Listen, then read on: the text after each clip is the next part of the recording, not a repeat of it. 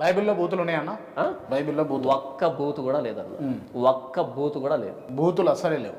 ఒక్క బూతు కూడా లేదు, ఉండడానికి వీలు లేదు. బైబిల్లో బూతులు ఉన్నాయి. బైబిల్లో చాలా ఇబ్బందికర వ్యాఖ్యలు ఉన్నాయి అని అనుకునేటోళ్ళు కింద కామెంట్ రూపంలో మీ అభిప్రాయాన్ని వ్యక్తపరచండి మిత్రులు. ఇక్కడ ఒక మాట చెప్పాలి. చెప్పండి. ఒకవేళ వాళ్ళు కనుక కామెంట్ చేస్తే, ఒకవేళ అది బూతు అంటే కనుక పురుషుడు చేస్తూ ఉంటే కనుక పురుషాంగాన్ని కట్ చేసుకొని చేయాలి అక్కడ కామెంట్. ఎందుకంటే చీచి ఇది ఎందుకు నా శరీరంలో అని. ఒకవేళ స్త్రీలు కనుక అయితే ఆపరేషన్ చేసుకోవాలి, ఓకేనా? కాబట్టి మన శరీరం ఉండే అవయవాలు కనుక బూతులు అయితే వాటిని తొలగించుకొని కామెంట్ చేయమని చెప్పండి.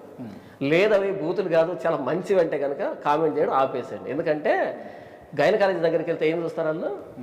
గైనకాలజీ దగ్గరికి వెళ్తే ఒక లేడీ వెళ్తే ఏం చూస్తారు వాళ్ళు? బూతులు చూస్తారా?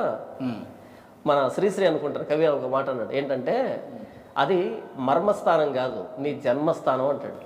చూసే కోణంలో ఉంటుంది కదా, అది మర్మస్థానం కాదు జన్మస్థానం అని అంటాడు. కాబట్టి చూసే కోణంలో ఉంటుంది. మన శరీరం ఉండే అవయవాలు బూతులు అయితే కనుక కామెంట్ చేయమని చెప్పండి, వాటిని తొలగించుకొని. లేదు అవి మంచివి అని అంటే కనుక కామెంట్ చేయడం ఆపేసేయండి. బైబిల్ బూతులు లేవు. ఆది యందు దేవుడు భూమి ఆకాశం సృజించాడు, అలాగే సృష్టిలో మానవుని చేశాడు. మానవుని చేశాడంటే ప్రతి అవయవాన్ని చేసింది ఆయనే. కాబట్టి బూతు కాదు. ఆ అవయవాలని చేసిన దేవుడు వాటి గురించి మాట్లాడేదానికి అర్హుడు, ఆయన మాత్రమే అర్హుడు. ఇప్పుడు నా బిడ్డ ఉంది, నా బిడ్డ నగ్నంగా నేను చూడగలుగుతాను, చిన్న బిడ్డని.